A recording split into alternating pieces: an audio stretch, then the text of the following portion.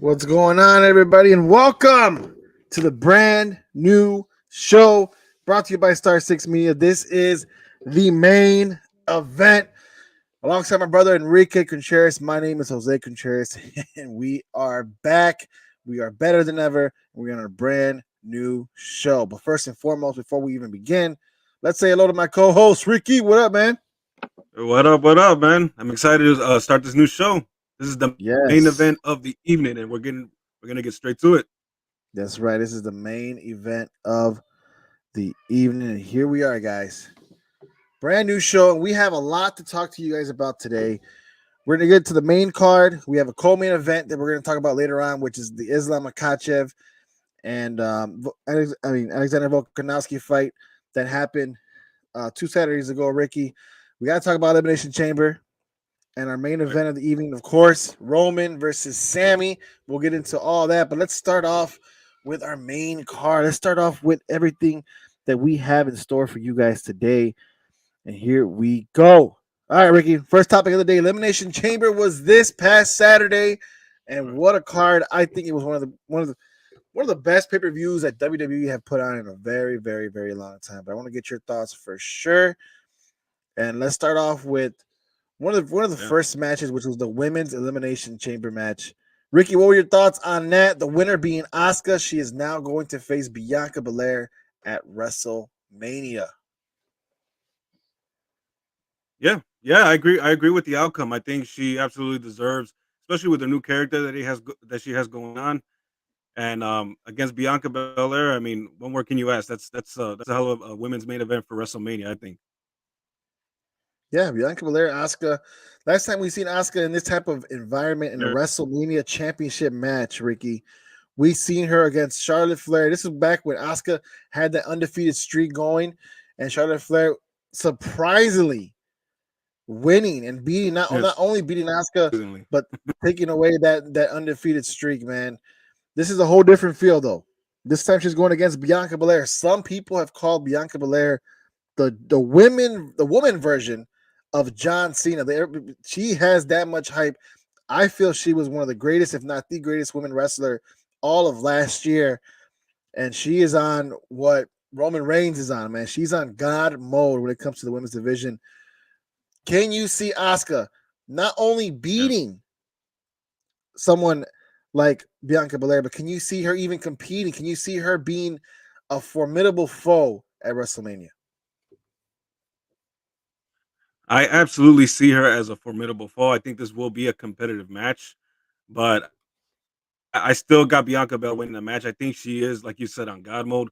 She is the top women's wrestler in wrestling today, not just WWE. I think in all of wrestling, and I think she's usually. I think she really is the biggest female star in wrestling today, and but it definitely is going to be a good match, and I look forward to it. Yeah, absolutely. Definitely going to be a great, great, great match. Bianca Belair, man, as I mentioned, she's just on a roll. She's on a tear. There's nobody in either company, in AEW and WWE, or anybody that's even coming close to her. She is money, big time money for for WWE in general, right? Right, Mario right. Estrada in the comments, man. My boy Duff, man, what's up? Saying the Triple H pay per view era is What going up? strong, and what a chamber pay per view! Everything that came out of it, it's leading all of Yeah. us to a great WrestleMania. The storylines are looking great as of now. Let's talk about it, Ricky. That's a great segue in to what we're talking Elimination Chamber and everything that happened this past Saturday. But let's talk about these storylines going into WrestleMania. We just said Asuka versus Bianca Belair for the Raw Women's title. We still have Rhea Ripley going against Charlotte Flair for the SmackDown Women's Championship. That match, I think, is going to be a great match because it's kind of Rhea Ripley coming into her own, righting the wrong when she lost to Charlotte Flair that those many years ago when they had that women's title match. Can you see Rhea Ripley, Ricky, finally taking over, finally being the queen of SmackDown, and maybe the next person, the next female superstar to just have all the hype, to have all the accolades in Rhea Ripley.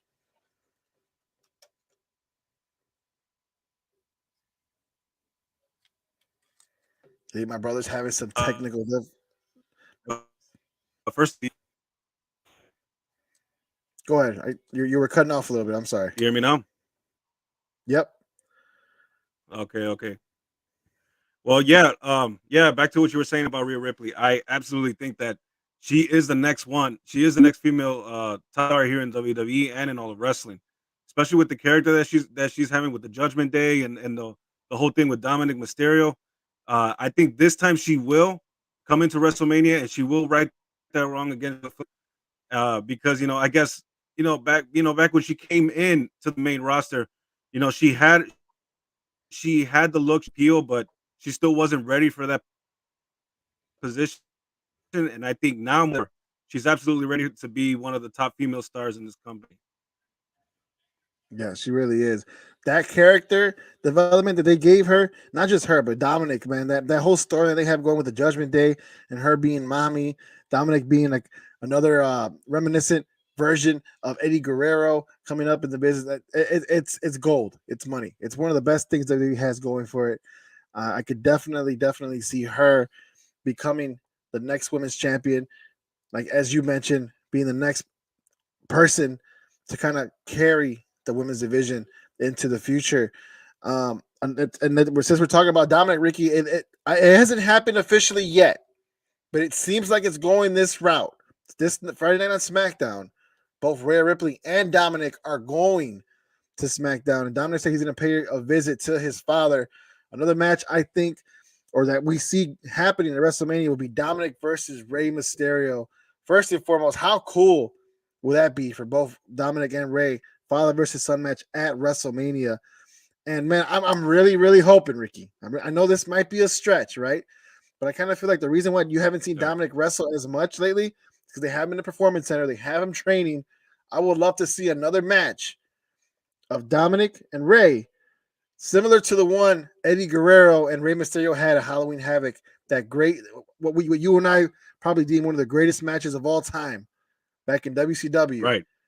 I could Right. see that going. I can see that happening. I can see them tearing the house down. What do you think about that? Well, look, I can absolutely. I mean, just feeling that I should have father and son on the biggest stage in their profession. I mean, I'm sure this is something they're going to remember for the rest of their lives, especially Ray. I'm sure this has always been a dream of his to be in the event with his son, whether it was a tag team or against each other. I mean, I can only imagine how they're feeling.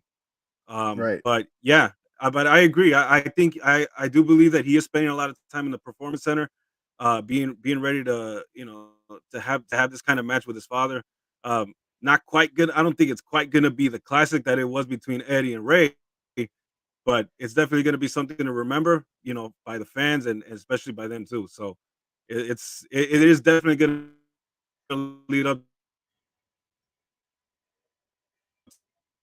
to the.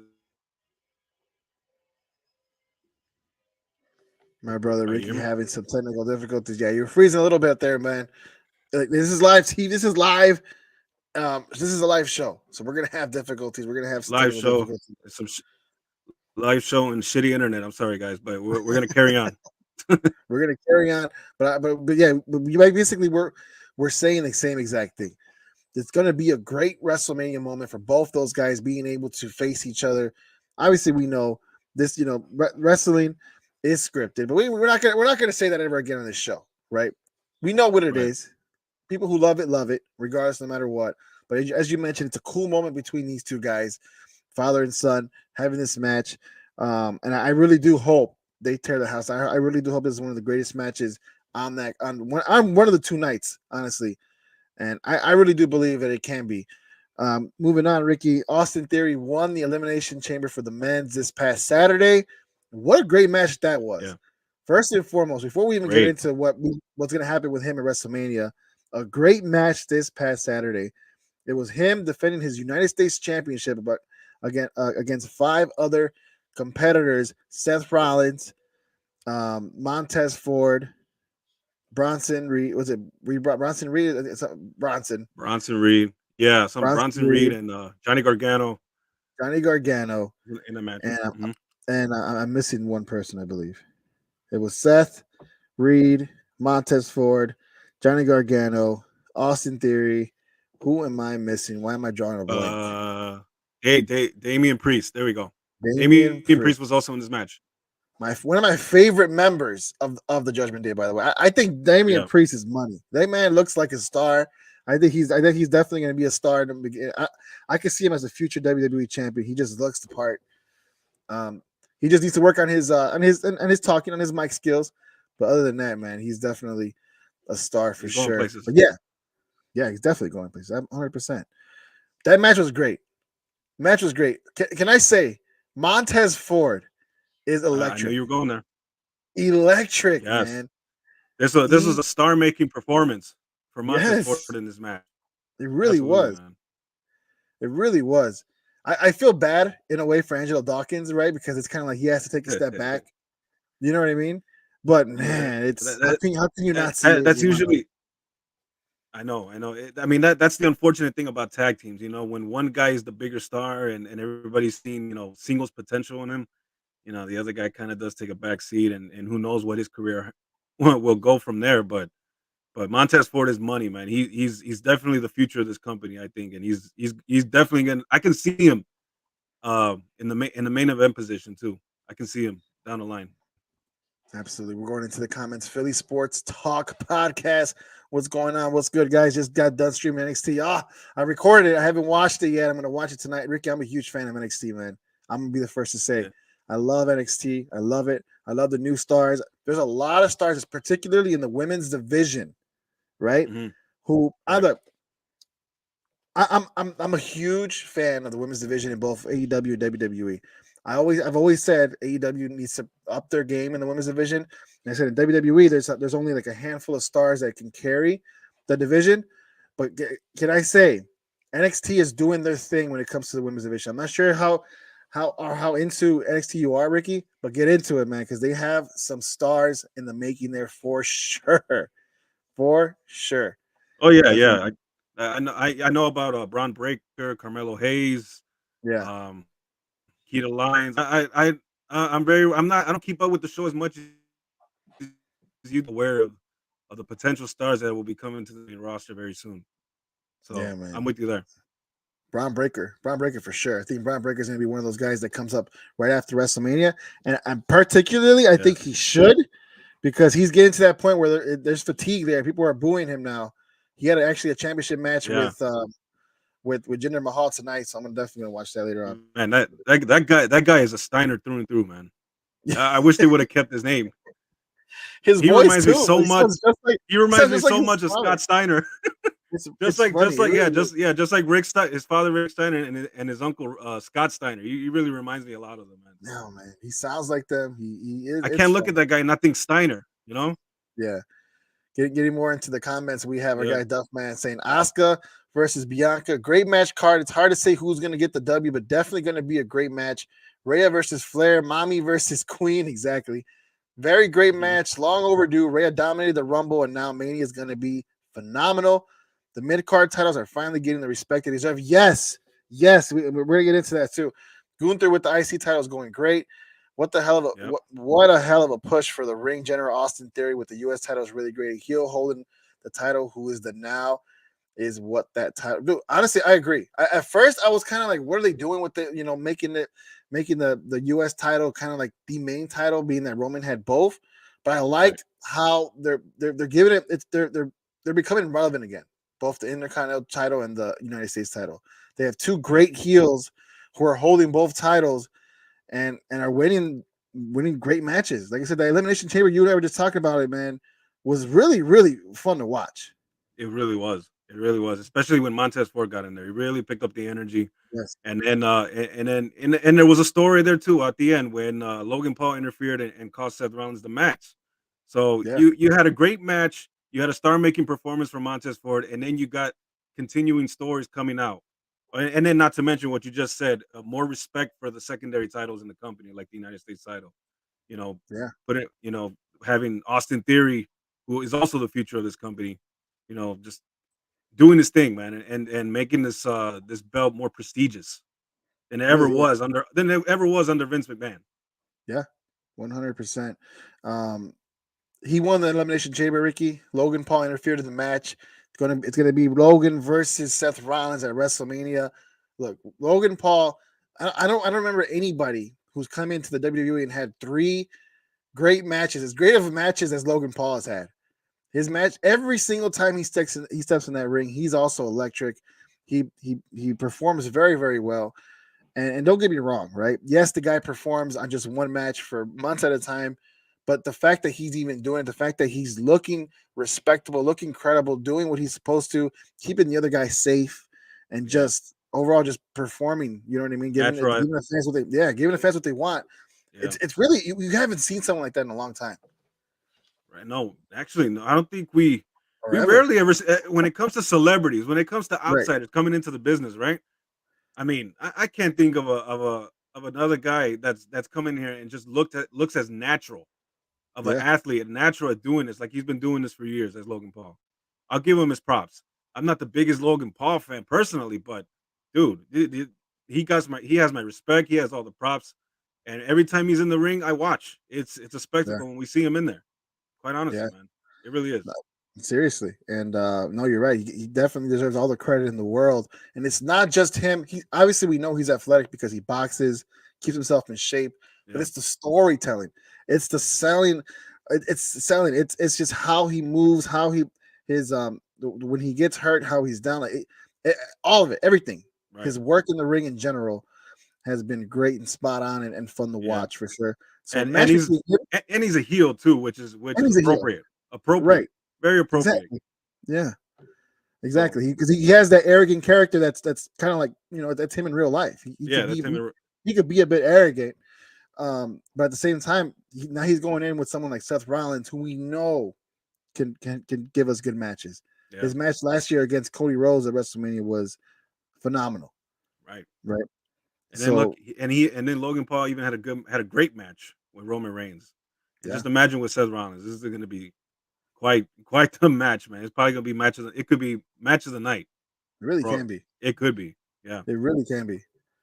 Yeah, no, it's another person we were talking about celebrities, people who don't outsiders who don't do it as much. Another one who seemed natural, Pat McAfee, but he just seems natural at doing everything. yeah. Like the guy was a football player. As an announcer, he's fantastic. As a I love him as wrestler, an he's announcer. Yeah, fantastic. As a podcast host, he's fantastic. There's nothing that man can't do that just isn't great. he's You know what incredible. I mean? He's He really incredible. is the And jack of all trades. I love the pairing with him and Michael Cole. I think he's really brought out, I guess like I guess the best out of Michael Cole that we've seen in years, ever since he's been with Taz. Remember when Michael Cole was with Taz? Right. Yeah. We've seen a lot of good shit with Michael Cole and Taz back in the day, and I think Pat McAfee is like the Taz of today for Michael Cole. I guess the replacement for him. He brings out the best in him, so he's Yeah, great, man. absolutely. Going Very in great. more into the comments, the Philly Sports Talk podcast saying Sol Ruka, I'm very high on coming out of NXT. I agree. Very, very great wrestler. Um, our boy Duff Man. Logan versus Seth storyline is great. Logan is hated so much, but I love how he has so much love for the business. He's training, getting better every time. Yeah. All his matches were great. Feuding with Seth, he's going to take him to a new level, and I can't wait to see it. I agree 100%. Can't wait to see that as well. Moving on, Ricky Lesnar versus Bobby Lashley. Saturday night wasn't even a match. It was just Lesnar got disqualified. It's always fun to see him throw people around. He Yeah. F5 the referee a few times, which is pretty funny. I don't know where they're going with this. He has a match against Omos next week on Raw, I believe. Yeah. Yeah. But I don't know where they're going because this not last Friday. Bray Wyatt came out and said he wants the winner of Brock and Lashley. Kind of Right. random, but I get it. They got to do. He has to be on the card. Let's put him with somebody as I guess as dominant as Brock Lesnar or Bobby Lashley. So Or now just I'm thinking, are they going to put him in with Lashley, or is Lesnar going to be a part of it? Well, it might be. I don't know, man. It's not really sure what they're doing with Lesnar, uh, but it's pretty. yeah. Yeah, I'm confused too. I mean, I think the best possible scenario could be a triple threat Yeah, because a match between Bray and Brock, even though we never seen it, I mean, it doesn't really catch my interest. Same thing with Bobby Lashley and Bray Wyatt, but a triple threat match, throwing him in there as like a little monkey wrench in there. I mean, that could work. it really can. It could work, because Brock and Bobby, they've had some decent matches, but not quite what I was expecting. To be honest, I was expecting more, especially when these two have not had matches before in the past, before they first met. So who knows, man? Yeah, I guess Bray Wyatt needs to be on the WrestleMania card and putting him in there in a triple threat. As long as he keeps that spooky shit under control, I mean, I think it could be all right. The thing is, the spooky stuff could work. It's just, I don't know. I was not. I hated that match with him and what the hell was it? LA Knight, man. That LA was Knight. very They're both. disappointing. They're both. LA Knight's great. I love LA Knight. I love LA Knight. Yeah, He's one of absolutely. my But I favorite just wrestlers. I just think I just think he had a shitty hand there, putting it in there in a match like the lights out match or the pitch whatever it was called, pitch black match. It wasn't really Um, much of a match either. You kind of no, got, it was more of a horror like show. Like, don't get me wrong. I thought it was pretty cool. The black light. I want to see more or something like. I thought that gimmick was pretty cool. As far as like having the ring, everything is black light. Him having the face paint that was black light. I thought that part was cool, but it didn't seem much of a match. It was more of a squash. It just kind of like I guess. to put Bray Wyatt over in a way. Yeah, You know what I mean? But he's already over. You know what I mean? Like if you really want Bray Wyatt to be over, have him have a really good match with someone like LA Knight, who we know could perform good matches. I think that part, you know what I mean? Don't get me wrong. I mean, I love both guys. I just yeah. want to. I want to see more of a storyline that makes a bit more sense with him. You know what I mean? With Bray Wyatt. Yeah, with Bray Wyatt. Yeah, That's yeah, basically it. yeah. I get you. I just I'm just judging by what we've seen in the Royal Rumble with that. I'm Yeah, like, okay, well, is he gonna do that if he gets into a program with Brock and Bobby? Is he really gonna intimidate these guys, these two big strong dudes with the spooky shit and true. the Uncle Howdy shit? And I don't know, man. I I guess we'll see what happens, right? We'll see. We'll see what Triple H has up his sleeve or what they plan on doing with this. But yeah, I agree. Duff Man goes and says, only thing I'm not liking is Bray. I was really excited for him to come back, much well needed and deserved, but the story is running very, very dry. They need to get it together before he falls through the cracks. I agree with that. I think the storytelling can be better. I just said it's just I don't know, man. You're right. Both of you guys are right. You just gotta basically put him over to where it makes sense. You know what I mean? yeah. Because they didn't do LA Knight. They didn't do LA Knight any favors either. Putting him in with Bray and just having him lose like that. Because that's a guy. LA Knight's someone you have to see. LA Knight's someone you could push in this business. Yeah, absolutely great on the mic, but Yeah, I just think he got dealt a shitty hand. yeah. Put it in a I agree. feud with Bray, and he got looked like a burial to me. But hopefully he comes out of it good, man, because he's one of those gems that they have that they can use right now to make a star in this company, Yep. LA Knight. So yeah, we'll see what 100%. happens with the Brock and Bray shit. Yeah.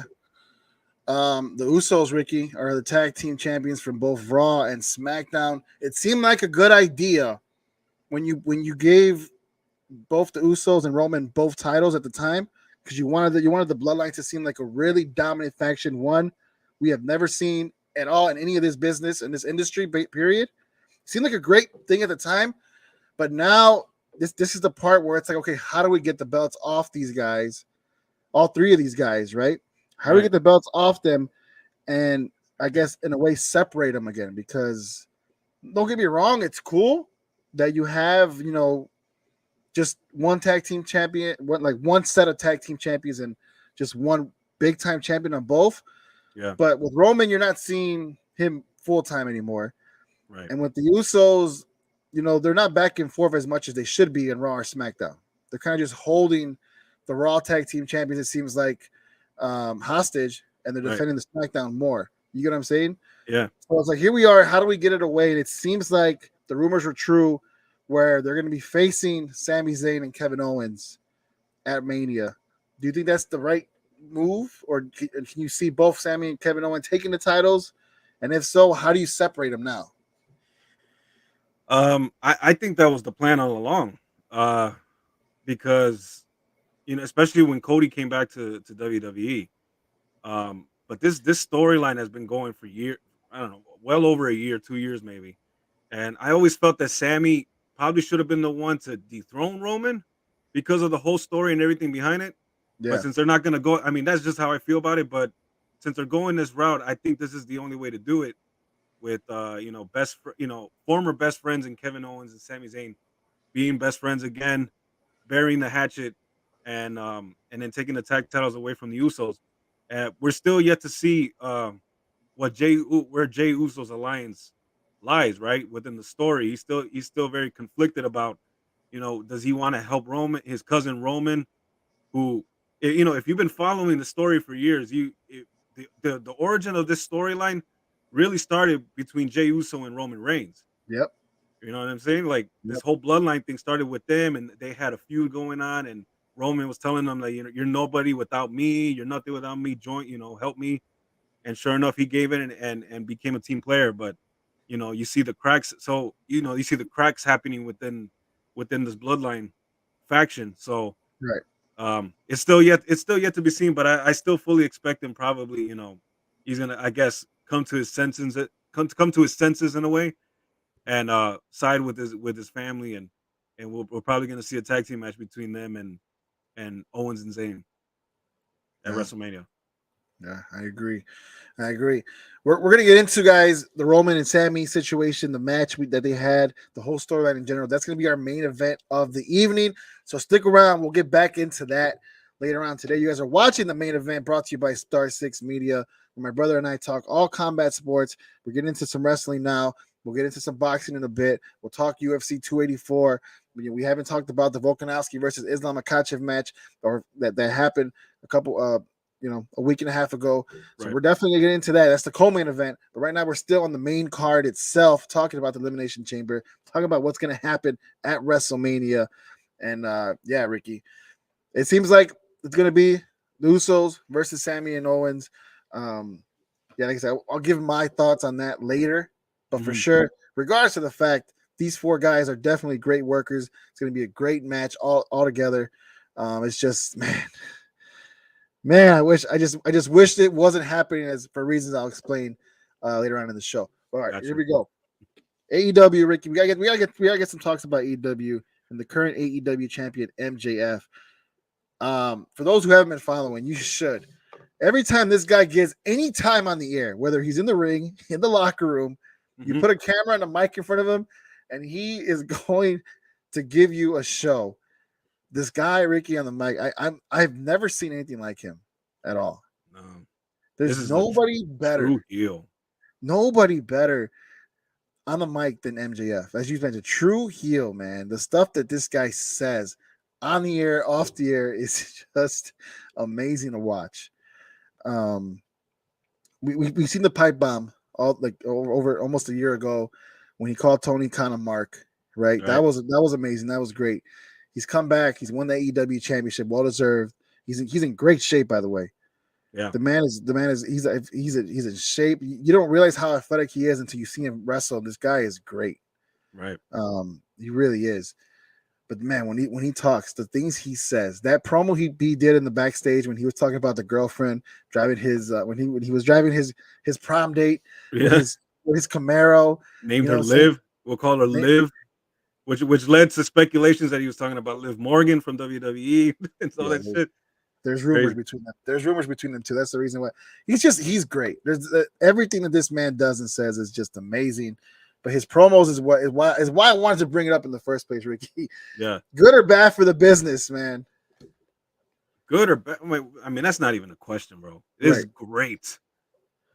Great for the business, especially since today's wrestling is missing a lot of that. You know what I'm saying? Yeah. Like somebody, this he's very old school. MJF is very old school, where back then guys would live their gimmick 24/7. They didn't have to be in the arena. They could, they're out in public. They are who they are. They don't they nowadays with social media, everything is, you see everybody's real personality, everybody's posting and this and that. MJF, even on social media, still stays in character. Yeah. He still stays, the arrogant prick heel world champion, MJF. And it's absolutely great. And there needs to be more um superstar wrestlers, stars, just like MJF, because that's what's been missing. for a very long time. Guys who still stay in character, heals it up, and just goes to these lengths, man, to fool everybody into thinking that this is that this is what it is, that this is who he Right. really is. You know what I'm saying? So very great, very good for the sport, man. I love it. Seriously, yo, I'm Rick on YouTube watching us, man. Thank you for watching. We really appreciate it. He's cocky and hilarious at the same time. He really is. The only reason why I asked if it's good or bad, and this is what I'm thinking. Look, we all know, and he says this a lot. He's a free agent next year. Yeah, Okay, a free agent. Now, obviously, the only two choices we could see him making is either AEW or WWE. Does he stay in AEW? Does he leave and go to WWE? I don't right, know if that particularly works in WWE. Not saying that the fans won't go over with the fans. Basically saying I don't know if it'll go over with the guys in the back. I don't know if right. that kind of feel will go over with Triple H and them in the back, knowing that this is a publicly traded company. You have more of an image to uphold with Yeah, WWE. yeah, And if that's the case, how much watered down of an MJF will we get if he does decide to go to WWE? You know what I mean? That's why if you're Tony Khan, yes, you might be like, damn, I might have to break the bank for this guy, but at the same time, do I really, knowing that he can't be this way with our competitors? yeah. I mean, it would absolutely be a watered down version of MJF if he goes to WWE, which I hope doesn't happen. Which because I'm enjoying I'm enjoying him being 100% himself, turned all the way up to 10 or to 100.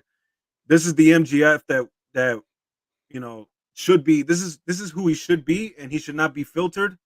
And Right. if he goes to WWE, it's just not going to be the same. Not going to be the same MJF. So if I were Tony Khan, to your question, yes, I would want to break the bank for this guy, but also, you brought up something actually that I didn't even think about either.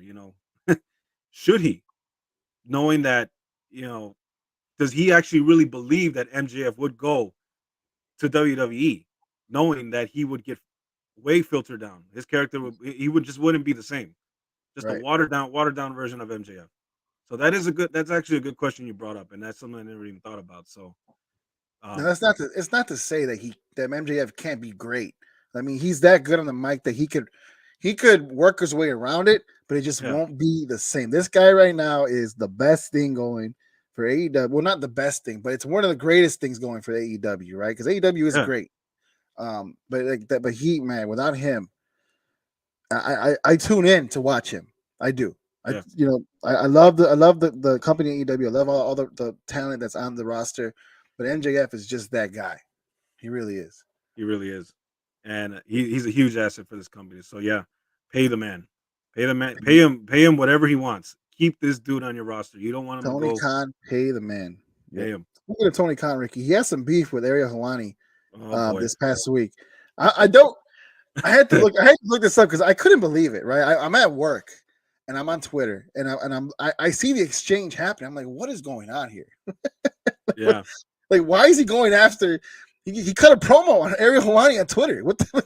Call him a fake journalist? Like what? And I guess it stemmed from when he was on Ariel Helwani's podcast not that long ago, and right. he wasn't appreciative of the questions Ariel was asking.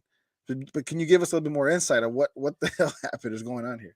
I mean, yeah, this stems from the interviews that he did with Ariel Hawani on Hawani's show, the MMA Hour, and so he was basically Hawani was just asking the questions. What's going on with the CM Punk situation in the Elite? This is when this was still pretty much fresh.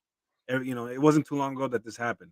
So he asked him, what's going on with that situation and blah blah blah. Tony Khan didn't want to answer. He's basically said I can't talk about this right now. Yeah, Right. Um, Hawani also brought up the Cody Rhodes situation, and Tony Khan didn't want to talk about it. So instead of moving on, he kept pressing him over and over.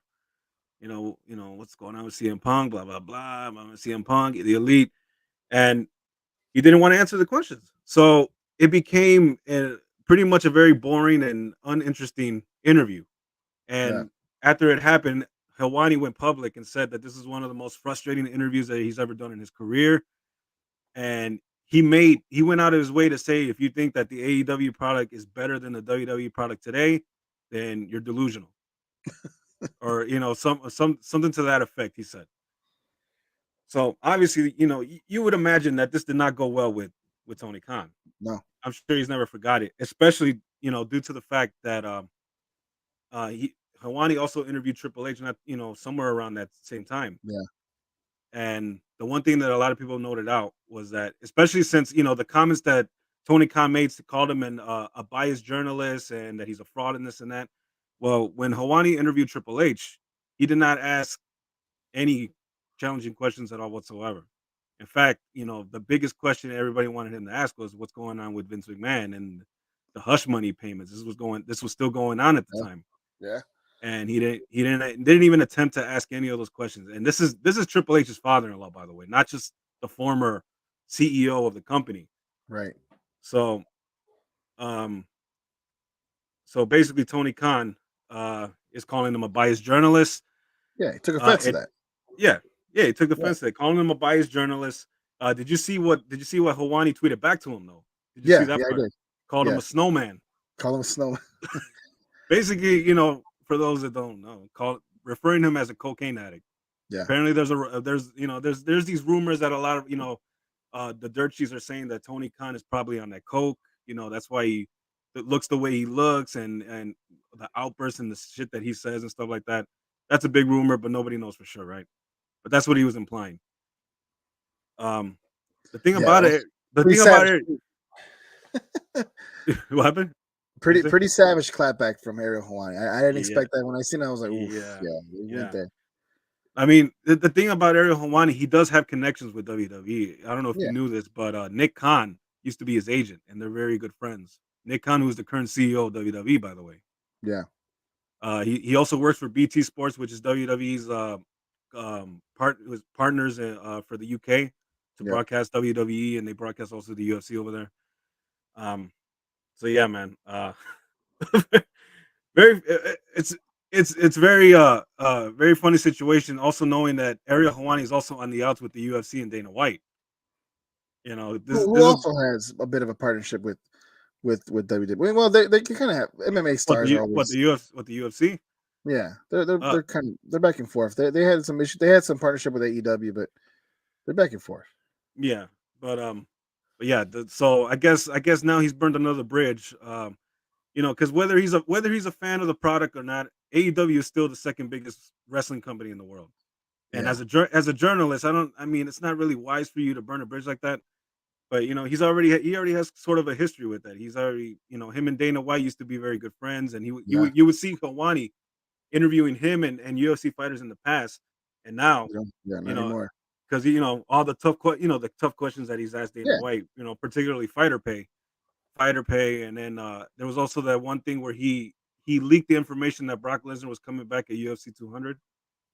When Brock Lesnar was coming back to the UFC, he leaked it when the UFC wanted to actually announce it themselves, and that's where it ended right there. That's when Dana White said, "You're banned.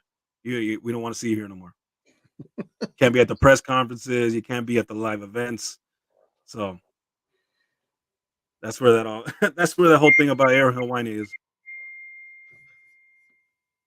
Well, yeah, it was pretty awkward. It was pretty funny to watch on Twitter. And yeah, we've seen Ariel Hawani, cut a promo, interview some guys there at WWE. He was at Elimination Chamber. I mean, it was in his hometown of Montreal, Quebec, Canada. Yeah. Thought it was funny with the EW.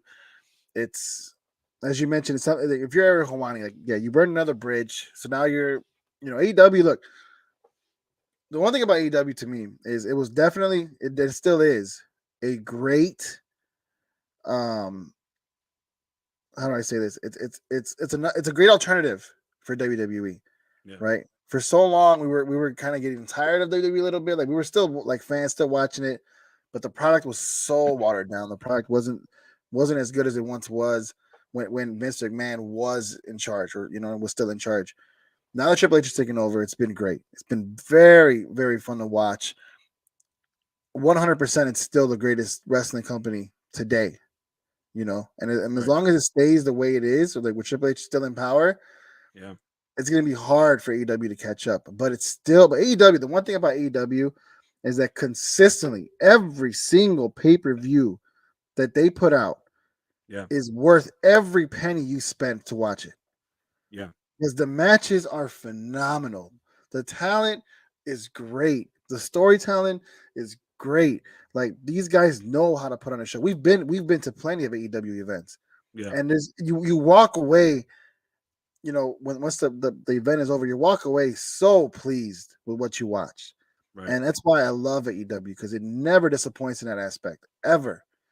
You know, WWE sometimes it's hit and miss with pay-per-views, but it seems like they're on a good stretch. You know what I mean? So far, because Yeah. Royal Rumble was great, War Games was great. This or Survivor Series War Games was great. Royal Rumble Right. was great. The Elimination Chamber was great. So like they're on a hot streak right now. So so we're winning as fans, as wrestling fans in general. We're winning 100%. Oh yeah, absolutely. I will say this. I think WWE right now is doing a lot better at the storytelling than AEW right now. There's not Yeah, the only good story that's going on right now is the MJF and Bryan Danielson match. You know, the whole story over there going with AEW, but they need to step it up with the storylines. right. Because WWE has been doing way better, especially under Triple H has been doing a lot better job at that. And another thing, I think the main thing that really needs to change with AEW is Tony Khan needs to not tweet. He needs to he needs to keep this shit to himself, man, because he's embarrassing himself. I mean, I get that he wanted to clap back at Ariel Helwani for making those public comments about him and the company, but you know, you're the CEO, you're the boss. You don't see Triple H tweeting. You never saw Vince McMahon doing that shit. Like this, Nope. it was all beneath them. You know what I'm Right. saying? Exactly. Yep. It was all beneath them, and that's what Tony Khan needs to change, man. He needs to back off. The great Tywin Lannister, Ricky, if you don't know that name, is from Game of Thrones, a character in Game of Thrones. Tywin Lannister, the head, or he was, of House Lannister, always said this one quote, and I love it: "A lion doesn't concern himself with an opinion of a sheep," and that Tony Khan, you need to heed that advice. Watch some Game of Thrones, man. Listen Right, to some right. Tywin Lannister. The lion doesn't concern himself with an opinion of a sheep. Come on, man. I know, right? Stay the fuck off Twitter already, dude. Exactly. Seriously. Tony We all know Ariel. We know Ariel Hawani's a WWE fanboy. We know it. We see it. It's plain as day. If Just you let the can't, no, go ahead. go ahead. I No, I was gonna apologize. say if you can't quote Game of Thrones on your wrestling podcast, then what are you doing, right? Right. Going back into the comments, the MJF is the champion, heel, and character is what AEW needs. It's working. The promos are wow. I don't think he's leaving for WWE because the character won't be the same. It'll be a 2024 PG era version. Same thing with the Elite. They won't leave either. CM Punk, I think he might be done because of everything he said and did. Plus, age is playing a factor. It's very true. Stamina is not the same, so he might be done. I was seeing that version. CM Punk is he's definitely at the tail end of his career. And what do you expect when you're away from the ring for so long and you come back Yeah. trying to be the guy, a full-time guy? It's not going to be the same. Right. And he's already older, much older. I don't- did. I might disagree a little bit though. I think he might be back. I mean, yeah, he's at the tail end of his career, but I think he will be back. I think I think AEW needs him now more than ever because the ratings have been going down. The interest is you know the momentum is on WWE side. AEW needs some of that momentum back, and to bring back a guy, you know, which everybody remembers what he did back in September. There's an opportunity there for Tony Khan and AEW to kind of bring back the buzz back to their company that they The once thing had. is, Ricky, I feel like just by doing that alone, you got to break the bank for him. If you're gonna bring him back, look, this guy, he's shown you who he is, and he's shown you that he doesn't really care. You know, like he doesn't care. Right, He doesn't respect authority. So bringing him back, you're gonna be like, look, how about this? We bring you back. You're gonna have to do something with the Elite. You're gonna have to put him in I guess a storyline with the Elite with Kenny Omega. Maybe you're gonna have to right, because everybody's gonna know the story. You know, WWE wasn't afraid to do things like that back in the day when there was like real life drama with, let's say, Matt Hardy and Edge, right? When they had that Lita drama going on, right? They right. weren't afraid to put those guys. They knew that was going to sell tickets, putting them in for real, Yep. like this real life drama and having that in the storytelling, right? You got to do something like that if you're AEW. But if you're going to do that, you have to make sure CM Punk is not only going to be on board, but that this isn't going to happen again. And the only way I see that can happen is if Tony Khan goes up to him and, look, I'll pay you X amount of money to just be quiet, show up to work. I mean, if you're gonna be cutting promos, do it professionally as a wrestler. Do what MJF is doing. Right. MJF has all the freedom in the world to say whatever the hell he wants, but it's not going that to that personal level. It seems like CM Punk did with the EVPs, right? With the Young Bucks and with Kenny Omega, with Hangman and Page, right? You gotta kind of like that's the only way I see it happening. Hey, I'll give you all this money if you just come back, bury the hatchet, and let's make money together. You know what I mean? Because you're right. Without CM Punk, it's really hard to draw some interest for sure. Yeah, right now it is. And that's their only chance. If I were Tony Khan, I would try to squeeze as much juice out of that feud as possible. Get a return on investment with CM Punk. Put him in there. Team him up with FTR, because there's rumors that. I mean, I think Dax Harwood has been talking about something. That there's probably a rift between them and the Young Bucks. Supposedly, the Young Bucks, who are EVPs in the company, are possibly holding these guys back. So there could be some real tension there, but if you put them all together, bring all that real life tension into a storyline, make some money, bring some interest back to the company, I think it'd be a huge benefit. Yeah, and that's what they need to do, man. That's exactly what they need to do. I'll tell you what. If speaking of FTR, if you're right, if there is real rift there and AEW can't keep those guys happy, they're going back to WWE. Why wouldn't they? With Triple H at the helm. Yeah, true. Orlando. What's up, man? Watching this from Facebook, saying y'all ready for John Cena to come back, take Austin Theory's title?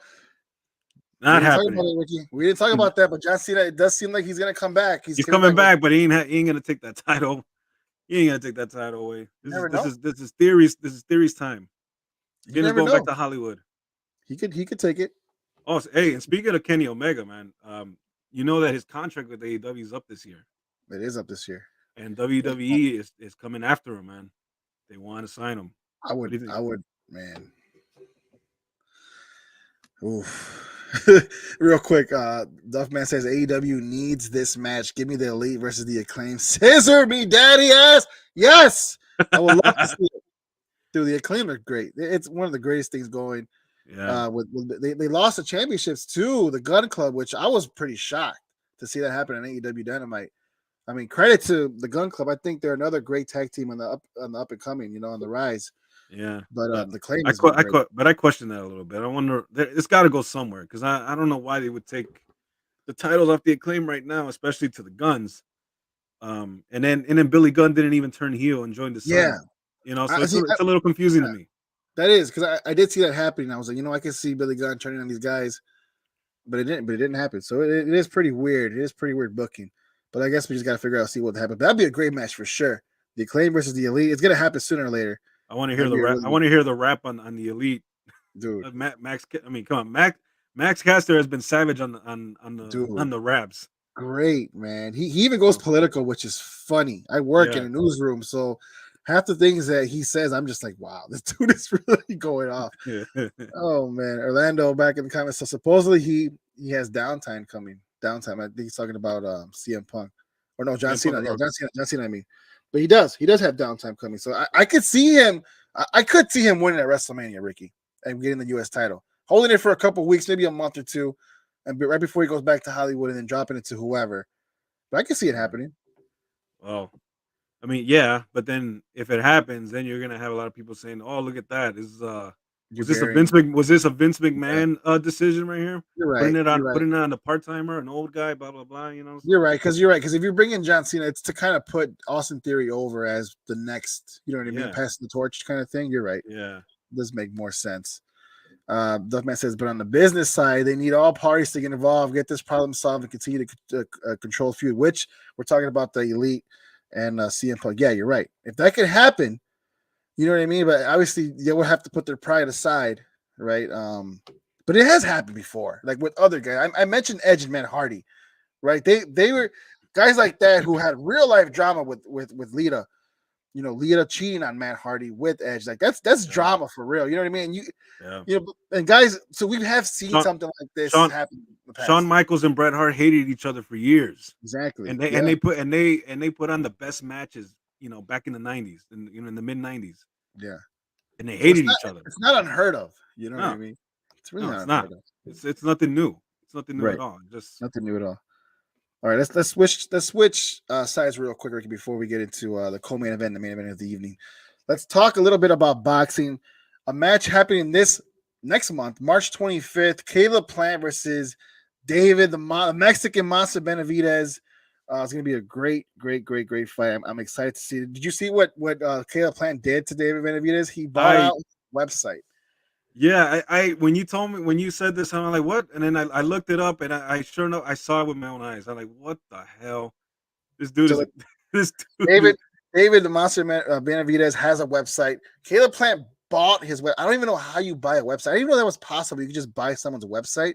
Bought his website, turned it all about him, and basically is just trolling him to promote their fight on March 25th. I guess Benavidez doesn't check his website at all. I don't know, or nobody. Or he probably forgot all about that shit, and then here comes Caleb Plant, man, with the trolls and one of the weirdest things I've ever seen in my life. Like, what is going on here? Selling his merchandise. Yeah, it's really funny. Talking about him and his career and this and that. It's next level trolling. I would never think about buying someone's website and just turning it into my own, right? Yeah. But it's definitely a funny situation. If you guys don't know, go to davidbenavidez.com and you'll see a lot of Caleb Plant on there. But looking at this fight, Ricky, coming up in March 25th, Caleb Plant needs this fight. Him losing to Canelo Alvarez, now going back. This is what is this for the interim super middleweight championship belt? I believe so. Yep. This is for the interim. This is for the interim super middleweight championship belt. So we got to think, right, that the winner of this fight faces Canelo Alvarez to unify the title. Caleb Plant, we've already seen him face Canelo Alvarez, but to me, the story of this fight is David Benavidez, someone who's up and coming, someone who's a monster. Literally, his nickname is Monster, and it's really telling. It really does make sense because this guy is a monster in the ring as a boxer, and I so badly want to see him versus Canelo Alvarez, the future versus the past, or whatever you want to say, right? The present or the future, whatever it is. But great man, I really want to see that fight happen. But before that even comes into fruition, he has to get through Caleb Plant. Can you see that happening on March 25th? Yeah, man, I favor him in this match. I think because he's a big 168 pounder. He's I believe 6'2", volume puncher, power puncher, pressure fighter. And the thing about this, man, is that I do believe the winner of this fight should face Canelo Alvarez, even Caleb Plant, man, because he's earned his right. He had the knockout of the year last year, knocking out Anthony Durrell. After rebounding from a loss to Canelo, and not to mention in that fight he looked pretty good up until he got finished. Yeah. So if he's able to beat Benavidez, the guy that everybody in that division has been avoiding for so long, including Canelo himself, man. Many will argue that Canelo was avoiding this guy. Yep. If he's able to beat this dude, he absolutely deserves a rematch, another shot at Canelo Alvarez, which is what he wants. But David Benavidez, man, this dude is the real deal in my eyes. I believe he's gonna come in here, and I think he's gonna walk Caleb Plant down. Even though Caleb Plant is gonna circle him, he's gonna stick and move. He's gonna move around. He's gonna be very technical in there. But I believe ultimately the pressure and the power and the volume punches of Benavidez, I think is gonna be overwhelming for him, and I think he wins this fight. I agree with you 100%, Ricky. That fight goes down March 25th. Yeah, definitely gonna be watching that fight. We're one of the two officially made fights of the year is what I'm looking forward to. Yes, yes. The other being obviously the Ryan Garcia Tank Gervonta Davis fight is another that we're very, very excited to see. We'll talk about that a little later on when that comes up on March 25th. It's close. It's coming. It's coming very, very close. Yeah, and by the way, it's also a test for Benavidez too, because this is a big step up in competition. Yeah, it is for Benavidez. Yes, this is probably one of the well-known fighters, the most well-known fighters he's ever faced. One of the guys, one of the irrelevant, legitimate fighters he's ever had, and a huge test for sure. Duff Mendoza says if he can control Caleb into the corner so he can't run, David will easily dominate and take the fight. Great analysis from my guy Duff. Yes, sir. From one Mexican fighter to another, Ricky Yair Rodriguez wins the interim featherweight. I guess I didn't think about that. From one interim Mexican fighter champion to another, Yair Rodriguez wins the interim featherweight championship this past Saturday at 284. Wow. Only the second Mexican-born fighter to do it. The other one, Brandon Moreno, who is the current champ in his division. Yep. Ricky, what did you see in this fight, man? How great of it is for the great country of Mexico to have yet another fighter representing them in the UFC. Yeah, man. Mexico is making a mark in the sport, man. I mean, what can we say? And then you have Alexa Grasso going to challenge Valentina Shevchenko. That's true. In the next pay-per-view. So look at that. So there you go, man. So go Mexico, right? So anyways, regarding this fight, dude, all respect to Josh Emmett. I saw him loading up on that punch. I think what did him in, he wasn't fainting. He wasn't going for the takedowns. He wasn't throwing leg kicks. He was really loading up that right hand. That right hand, he has bombs in that right hand. And he did land it. He did land it against Rodriguez. Rodriguez felt the power of Josh Emmett. Yeah. And it gave him something to think about. But ultimately, Rodriguez coming in with the kicks, especially the body kicks, the combination punching, and then ultimately getting them to the ground and submitting them. I mean, just mixed martial arts right there, man. Just pure mixed martial arts. And yeah, that's new interim champion Yair Rodriguez. You love to see it. Second Mexican interim champion or champion in the UFC history, and now he has a date set with the real champion of that division, Volkanovski, who in the co-main event of the evening, we're going to talk about him and Islam Makhachev, his fight in that same exact card. But yeah, Ricky, 100%, great news, great feel for the Mexican fans, because again, it's just another representation of them, of a fighter. And I was reading an article. Mexico can very well be the next Brazil in just breeding a whole new set of fighters that are going to come and make a run, and in the UFC and MMA in general. And it seems like it, man, because you're starting to see it with guys like Yair Rodriguez, like Brandon Moreno. Right. Boxing has always been one of the national sports in Mexico. And now with this sport of mixed martial arts, that could very well be one of their sports too, that they can come in and make a mark. So we're seeing the early parts of it now. So we'll see what happens. Yep. A fight between him and Volkanovski, Ricky. What do you see happening there? We could. This is our way too early analysis of a Volkanovski versus Yair Rodriguez fight, right? Yeah. But just an early prediction. Can you see Yair Rodriguez defeating somebody like Alexander Volkanovski, or can you see Alexander Volkanovski still showing you why he's the best there is in that division? Right. Now, look, normally I would probably say Volkanovski is on. I mean, it's just like on God mode, man. I mean, in that division, I think he's just absolutely the pound for pound. But even win or lose, even with losing against Islam Makhachev, still the number one pound for pound fighter in mixed martial arts. But I think when we get to that comment, when we get to that topic between him and Islam Makhachev, I think there was something there that could work to Yair Rodriguez's advantage, and that's the size. Rodriguez is a taller guy. He has the reach, and I think he's quicker. He's probably more quicker and explosive than Makhachev is. Yeah. So I believe that could be a factor.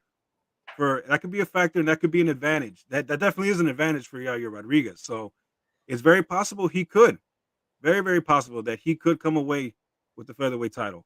But right now, I just cannot see Volkanovski losing the belt right now. I mean, right now at this moment, I can't see it, but there's definitely an advantage there for Rodriguez to capitalize on. Yeah, 100%, man, 100%. Speaking of Volkanovski, Ricky, let's go into the co-main event of the evening. Yeah, Alexander Volkanovski, Islam Makhachev. Two things were at stake here. Volkanovski's number one pound for pound ranked status, right? And Islam Makhachev's lightweight championship belt that he just won recently when he fought what was his name?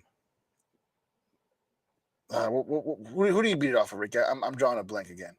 Who is Lomachenko? Yeah. Charles Oliveira. Charles Oliveira. Yes, Yeah. I'm sorry about that. Yes, he just won. He just beat Charles Oliveira for it, which was a great fight, right? Mhm. Dominant fight. We didn't think that was going to happen, but he did. He was a number ranked. He was the second ranked pound for pound greatest fighter in the world. He went against Alexander Volkanovski, who was ranked number 1. This was a great match. Oh yeah. Very even match. All 5 rounds were amazing. So Very far, even.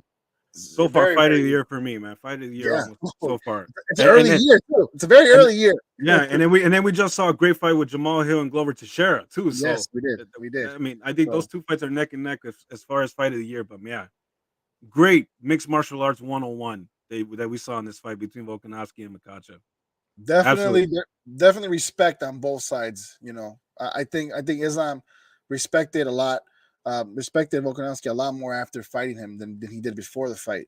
Oh yeah, With that being said, Ricky, the decision went to Islam Makhachev. I was a bit shocked. I was I too. thought Volkanovski won that fight, but what was your thought here? Because man, regardless of the fact, both First of guys are all, deserved of a yeah. win. But then, you know, First of all, it was a unanimous decision. All right. yeah, that part was crazy. I thought it was much closer than that. Right, My hundred opinion. percent, one Right. hundred percent. I thought it was a split decision, and I think I actually felt like Volkanovski did enough, especially ending the fifth round the way that he did. Um, that was definitely his round. It's up for debate whether the third round or the fourth round was his, but you know, I felt like Volkanovski, you know, should have got the split decision. It should have went to a split decision, and I think he should have got that. But he absolutely, I don't think he lost anything though. Even though he got the L in the record, I don't think he lost anything here because no one has been able to defend the relentless takedowns, the Dagestanian type of wrestling that Islam Makhachev and Khabib Nurmagomedov when he did it.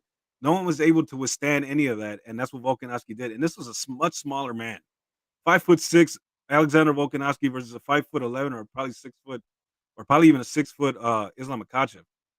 Right. So yeah, man, he absolutely defended very well. Um Makhachev, I think, probably had the advantage like we were just talking about. He had the size advantage, he had the reach, he had the height.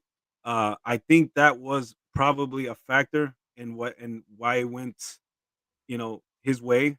And I guess that's probably why Volkanovski was not really able to maybe put it on him more like he usually does, back in the bantamweight division or the featherweight division. I'm sorry, and yeah, so yeah, I think Makhachev definitely had the size advantage, and I think it worked to his advantage. Yeah, yeah, no, 100%. The size did matter in in Yeah. in this fight for sure. Mhm. But man, Volkanovski still did his thing. For him to He even did. go up and to face Islam Makhachev, who's been dominant every single fight he's been on. A clear as day champion in Islam Makhachev. But for Volkanovski to go up there just proves how great this guy is as a Yeah. fighter. Both these guys definitely prove that they deserve both that number 1 and 2 ranked pound for pound fighter in the world because they showed it, man. Yeah. I Because this think was this wasn't stiff competition. This was legit. You know what I mean? Like yeah. And greatness here. and I think the one that came out the most humbled was Makhachev, even though he won. Yeah, He came out, I mean, you wouldn't tell if you looked at it, you wouldn't even tell that Makhachev won and Volkanovski lost. Volkanovski looked fresh. He looked like he won the fight, right? right. Makhachev looked. I mean, Makhachev was. I guess he had a look on his face like I can't believe this guy defended my takedowns and I couldn't. Exactly. I can't believe I couldn't put this guy away. That's what it looked like to me. So Yeah. this is something that Islam actually needed, man. So we'll see where he goes from here. If he uses this experience, you know. Yep. But a great fight. Two guys in their prime. Um, this is what's so great about the UFC. We get to see guys fight when they should fight, not 5, 6 years down the road when one guy's over the hill I've or always something said like it. that, right? I've always said it in boxing. You see these stars, Ricky, who protect their brand, protect their streak, protect um just just them in general, protect their status in the boxing world. They want to be the greatest. They want to be undefeated. They want to be the next Floyd Mayweather. Whatever, what have you, right? They want to be that kind of version of in their generation, but you can't always, you can't do that. You got to fight the best fighter. You know what I mean? And in UFC, we love that because these guys aren't afraid to do it. Yeah. Islam Makhachev won the title against Charles Oliveira. The first person he called out was the greatest fighter in the world, ranked number one. He's somebody who wasn't even in his own Pound for pound. division. And what did that guy do? He stepped up, knowing that he has to move up, knowing that he has to fight a bigger guy. Without any doubt, without any even thought, he got up and he was like, "I'm game. Let's do this." Yep. And he looked great in defeat. I think he won more than he lost. Yeah. Won a lot more. Yeah. That crowd was rocking too. They were in Australia. They were in his home country, man. They were rocking. Yeah. Yep. So speaking of rocking, we're off to a great start of the year. Speaking of rocking, Ricky, we here the main event of the evening. We got Star Six Media. We got to have Michael Buffer. We got to have one of these days, right? Yeah, it's time. I'm gonna get the sounder. I'm gonna get the sounder. This is only the first show, guys. But trust me, we're gonna get a sounder. Have Michael Buffer, the main event of the evening. It's time. All that, yeah, we're gonna have it. Trust me. Here we are, main event of the evening. Going back to wrestling, Sami Zayn, Roman. I kept this for last, Ricky, because I'm watching Elimination Chamber, right? And just like Volkanovski in his hometown in his home country of Australia, Sami Zayn in his home country of Canada, in his hometown of Montreal, Quebec. Yeah. Here we are. The place is rocking. Oh my God. Yeah. I wish I was there. The crowd was wild, man. You felt it through the screen watching it. Wild. This is my issue. I've been waiting for this all night to talk about this, man. Yeah. Did WWE, here's my question to you, and I want to give my thoughts. Did WWE squander an opportunity here, Ricky? Not giving Sami Zayn the titles Saturday night at Elimination Chamber. I think they squandered it by putting this match on the Elimination Chamber. I think this is a WrestleMania match. This is my opinion. And that's what I think. And I think he should. I think he should be the one to take the titles from Roman Reigns. So I agree with you. I think, or I don't know if you agree with me, but I think this was Sami Zayn's spot. I think this should have been. This bloodline storyline has been going on for so long. It's the best storyline in wrestling today, and it should have been Sami Zayn. It should have been him. Yeah. Yeah, I agree. I mean, well, I agree to an extent. Before I get my thoughts, we have Mario Estrada, our guy. Duffman in the comments. Roman versus Sami fight was great. Seeing what Sami was able to do was a big flashback to his NXT days of him stealing the show, being the main event. I always believed Sami needed more than just a mid-card scene. He definitely put on a show, and the pop with his entrance, wow. Goosebumps. Yes. Roman obviously never misses and puts on a match after match after match. He's the tribal chief. I acknowledge the match had everything in it. Great fighting, lockups, and techniques, and the match, I think he's going to write more. We're waiting on that. But I'm pretty sure he's saying the match was great. 100% amazing. I agree. Yeah. The reason why I say they might have squandered an opportunity here is because of what you just said, right? This story, by the way, is one of the greatest stories WWE has told in a very, very long time. It's literally been the best thing in wrestling, period, in any company. Yep. I was watching Raw, I was watching SmackDown, just waiting to see what's happening next. And the fact that Sami Zayn got brought into the bloodline and then, isn't being trusted. He's the outsider, but then can be the one to dismantle it. I just thought it was great storytelling, man. And you're putting over Sami Zayn, someone like Duff just said, who we all knew had that in him. Yeah. And here he is showing it. And you're in his hometown. The crowd is rocking. If there's anywhere you want to give him the title, it has to be there. Can you imagine the pop when there's a 1, 2, 3 and his song hits? Yeah. And they're saying, and no! Can you imagine the pop? That place would have just, the roof would have just blew right the fuck off that arena. There would have been an earthquake in Canada. Yeah. I was watching it, right? And I was talking to my girlfriend Paulina, who was I was watching it with. Yeah. And I was telling you, this is very reminiscent of when Eddie Guerrero won in No Way Out against Brock Lesnar right before WrestleMania. I think it was 2004 when it happened.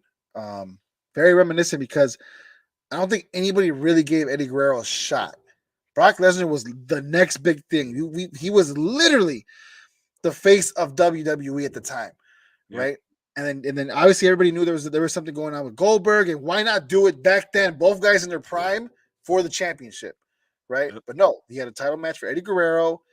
Great storytelling going up to it, right? Yep. Eddie Guerrero, the David versus Goliath type of feel, just like here in Sammy versus Roman. I was like, this is very reminiscent of it. I was like, I really do hope they do something similar where they have Sammy winning, and this is even. I feel like this would have been even a greater pop because it's in Sammy's hometown. But do you remember?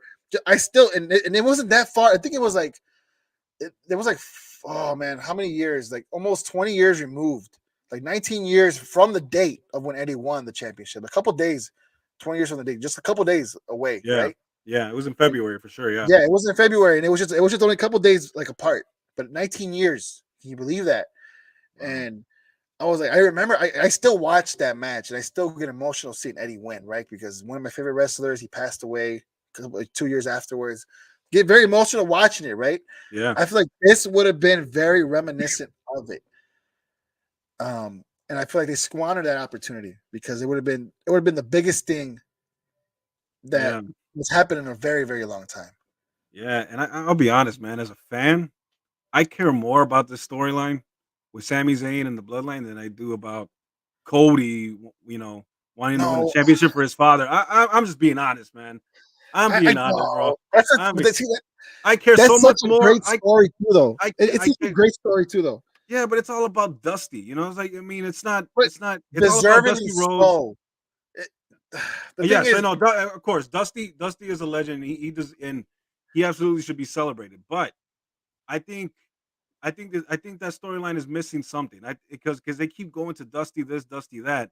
What about let's look at Cody for a second, right? He left WWE. He was Stardust when he left WWE. He left because he got frustrated with his character. Yeah. He went out and he reinvented himself. He became Cody Rhodes. He became a main eventer. Then he comes back to the company, right? Why have they not told the story of where he's been, what he's been doing, the road that led him back to WWE? Yes. Right? Yes. I want to see that. I don't want to see, I get it. Yeah, you want to win it for your father. That's great, but not to make that story just about that. I think that's where Ricky, I'm so glad you brought that up.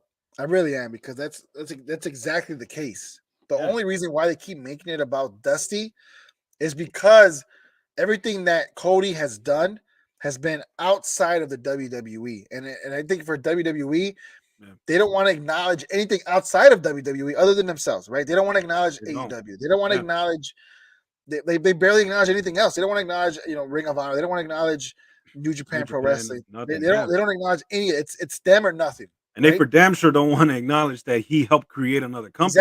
Exactly. So, but at the same time, WWE isn't dumb, and they're not that ignorant. I think they basically know. Hey, look, everybody knows his story. I think they're kind of playing it as everybody knows where Cody Rhodes was, what he has done, where he has been, his time away from WWE. So that shouldn't really take away from the fact that this him getting a shot at WrestleMania isn't a great story, because it is. Like, him doing it for his father is great, but him also having to leave WWE, starting their rival, or per se, right, their competitor, because of everything that he did not like about WWE and everything he didn't believe in WWE, then him coming back and finally finishing the story, something that he's always wanted to do when he first started in the business, is still a great story. Still a great story. My thing is this. Monday night, the Monday night before Elimination Chamber, when Sami Zayn and Cody Rhodes had that great back and forth promo with each other, I feel like that was WWE's test. I feel like WWE did that as a test to see who the crowd is really behind when it comes to both Cody and Sami. Who should we really, push here against Roman at WrestleMania? Obviously, the crowd was pro Sami, but I didn't realize how much they were pro Cody until that same very segment. Because they both had equally as big impacts and pops from the crowd. Right. You know what I mean? It was Yeah. really great television to watch. Mhm. And I feel like WWE was like, okay, like I feel like that kind of helped them in a way. Like, you know what, Cody is over still. Yeah. This is where we want to Yeah, go. because they were in real danger of the crowd actually turning on Cody because of how Yes, popular Sammy has gotten, exactly. you Yeah. know, So and I feel like that was a test in a way, and it kind of confirmed that okay, like we can still move forward with Cody. Where I think WWE did mess up here was not taking the belts off Roman sooner. If not, maybe not taking it off sooner, but I feel like at least one title should have been up for grabs here, Elimination Chamber, and Sammy win one, and then Cody winning the other at WrestleMania. I feel like you can still have both.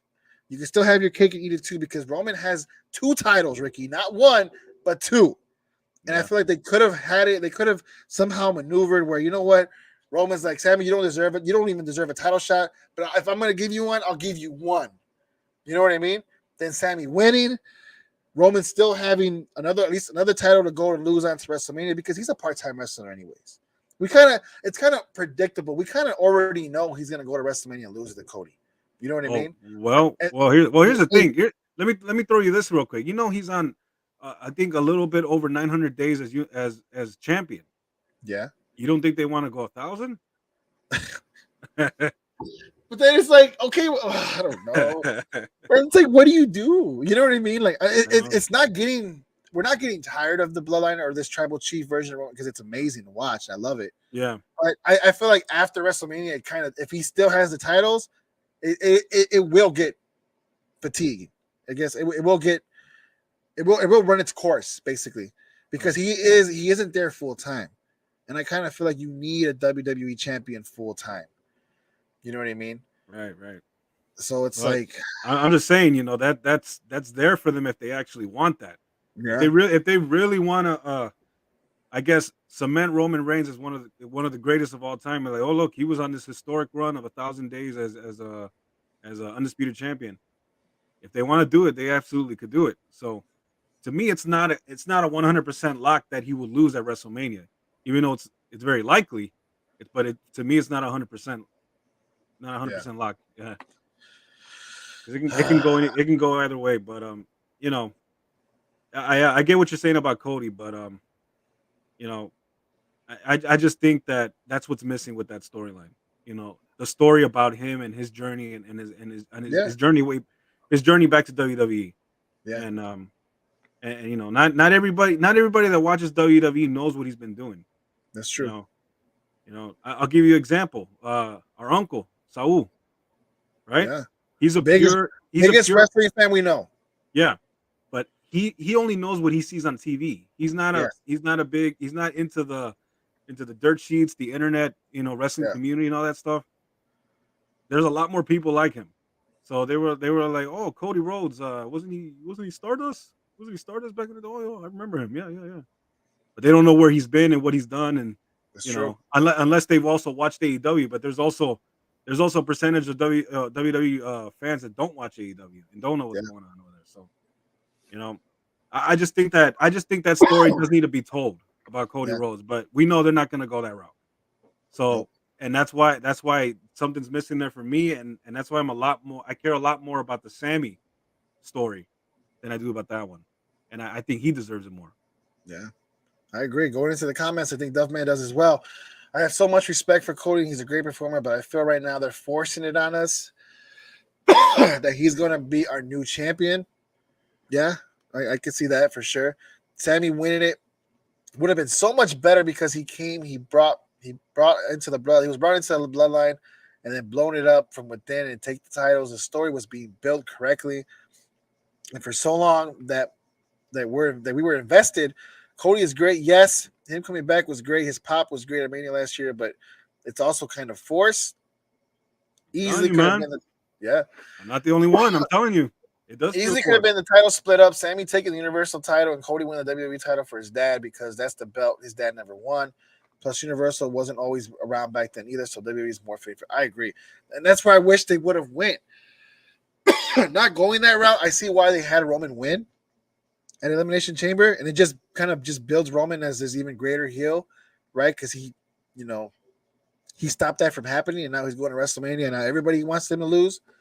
Yeah. But I do get where Duffman and you are coming from as far as like, it seems forced. And the only reason why it seems forced is because they're not, like, as you mentioned, they're not telling the whole story. You know what I mean?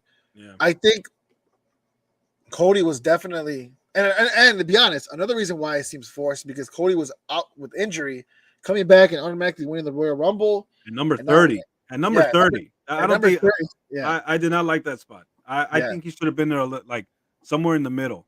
But he came in at yeah, number 30. He did not outlast 30 participants. He only lasted, I right, think, what, 4 or 5, or I don't know, whoever was in yeah. there. Yeah, exactly. So it wasn't a full like a lasting 30, but I get where you guys are coming from. The story to me is still great because we know his story, And, his actual story. and That's why predicted to as me hell it too. seems, yeah, that why to me it seems great. But if WWE is not going to acknowledge it, then you're right. Then it's kind of like, what's the point? But yeah, man, I really do wish they would have had Sammy win at least one title Elimination Chamber. That would have been so great, man. I really do feel WWE squandered an opportunity there, regardless of the fact they've been so much better with their storytelling, so much better with the wrestling matches, with building characters. Because again, you're building stars like Montez Ford, who we can see. You're bringing in guys like Logan Paul, who's been great so far, and you're still protecting wrestlers like Seth Rollins, like Austin Theory. I mean, you're building him up as well, but you're still protecting wrestlers like those guys, um, Brock Lesnar, Bobby Lashley, Finn Balor, Edge. So for sure, man, WWE definitely has a lot going for them. I'm excited to see what they have going in the future. WrestleMania is going to be great. And Roman Reigns, man, if he does lose to Cody Rhodes, Ricky, what a run! Oh, Is he on your Mount Rushmore? If you had to pick 4 guys, right now, right, you and I are we're fans from the back then, so it's hard not to go with the past, right? right. But if you had to insert Roman Reigns, would you? He's. I mean, he's not in my. He's not in my 4 of Mount No. Rushmore. No, he's not. If I gotta, if you want my opinion on my Mount Rushmore, I have Stone Cold Steve Austin, The Rock, Hulk Hogan, because I remember I remember that run in WCW as in the NWO very well. Yeah. All right, and I got to go with Eddie Guerrero. I'm sorry, guys, but I think he was also one of the greatest too, and that's my Mount Rushmore. Man, that's such a hard question, isn't it? Yeah, Because you're leaving out so many great wrestlers. How do you leaving out not? You so know what I many. mean? I mean, You're just leaving out. I wanted to include Bret Hart too. Bret Hart was very good in the ring, absolutely very good in the ring. Um, So hard. Shawn Michaels is another one I had to leave out. Undertaker. How do you know what I Undertaker, mean? Like it's like yeah, Undertaker and Shawn Michaels, Ric Flair, Triple H. Like there's so many. I mean, Roman Reigns has to be in the discussion. You know what I mean? yeah, How yeah, about this, Ricky? After the show, you give me your top 10 wrestlers. I'll put my top. We're gonna put it on Instagram. We're gonna put it on Twitter. Make sure to follow us, guys. Stars at _star6media on Twitter, at star6media on Instagram. We're gonna put some polls up. We're gonna put my brother will give me his top 10. I'll put my top 10. We'll put them up. See if you guys agree, disagree. We'll ask you guys to give us your top 10 next yeah, week on the show. We'll put them up there for you yeah. guys. But Who's this is all around. You know, like yeah, yeah, yeah. these are superstars who are not only good in the ring, but just big personalities, Yes. great No, on the you have mic, great ones. You have great ones. popularity. Yeah, Yeah, 100%. It's just it's hard, right? It's like, dude, you have so many great wrestlers. Is Roman Reigns in your top 10 at least? If just off oh the yeah, bat, yeah. He's in my all time, top 10 all all time. time. Absolutely, yeah. Can you believe you're saying it after like his start and everybody kind of gave him flack? Oh What yeah, this tribal chief like run his character has been everything, not only for him but for the industry in general. right. Yeah, I remember those days when Vince McMahon was scripting his promos. Yeah, He should have been turned heel a long time ago. yeah. And now that it finally happened, now we see like, see, you know, this is the potential he had in him all along. This is where he was supposed to be.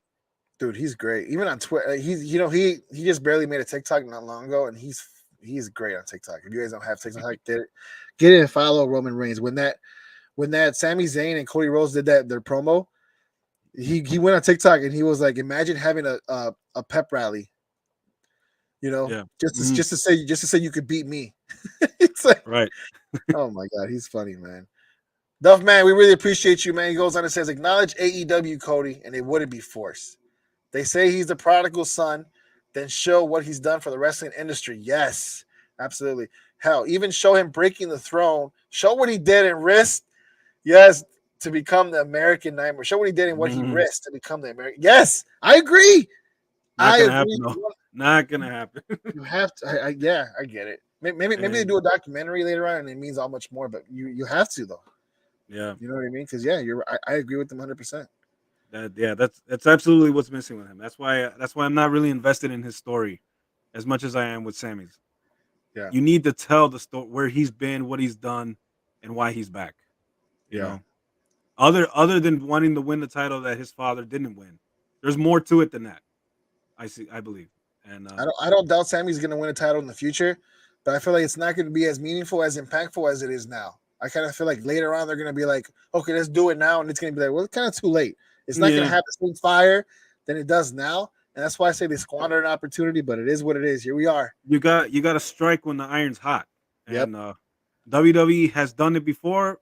They have, and then there's other times when they haven't, and it would come back. You know, they would regret it later on. But you got to strike when the iron's hot. Yep, you got to.